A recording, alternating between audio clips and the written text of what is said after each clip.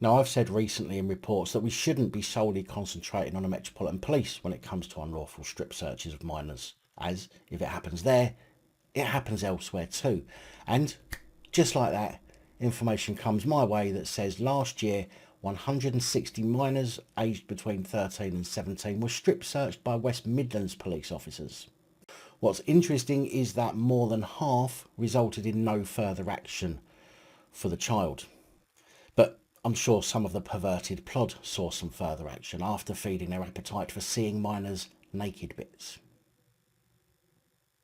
Figures that have been revealed say that 146 of the 160 were ordered to remove their clothes for a full search after being taken into custody under suspicion of committing an offence.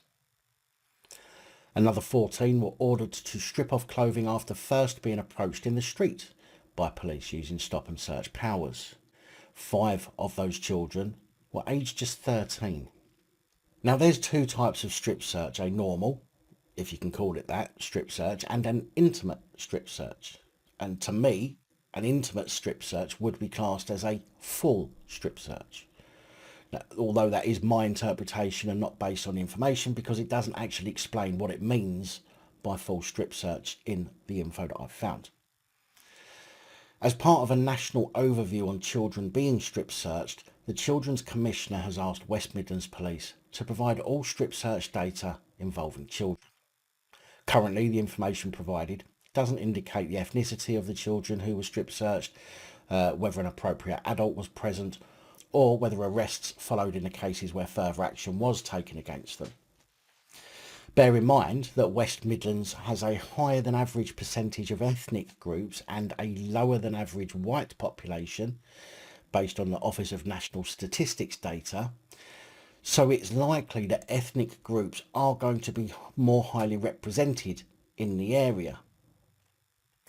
Children's Commissioner Dame Rachel de Souza said she would be engaging with the Home Office, National Police Chiefs Council, HMICFRS, the College of Policing and other relevant agencies over wider concerns regarding the current national procedures around strip searching children. She said, "My team will also be requesting this data from all police forces so that we can ensure sufficient changes are made to protect the rights of children."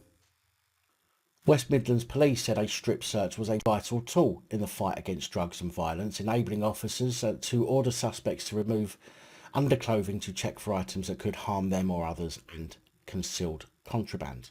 Strip searches can only take place if an officer reasonably believes the person being searched has concealed an article which is necessary to remove and must take place in a private area in a police station.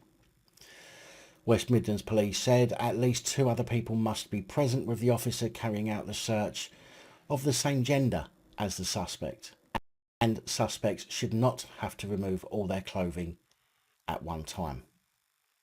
I mean, yes, we all know what should and what must be happening, but we also know that that gets ignored. So shoulds and musts mean nothing anymore. I mean, the police should be treating everyone with respect and equally, and we know that doesn't happen either. We also know that police should be investigating crimes. Of course, that's something else we know seems to get overlooked by police forces up and down the country.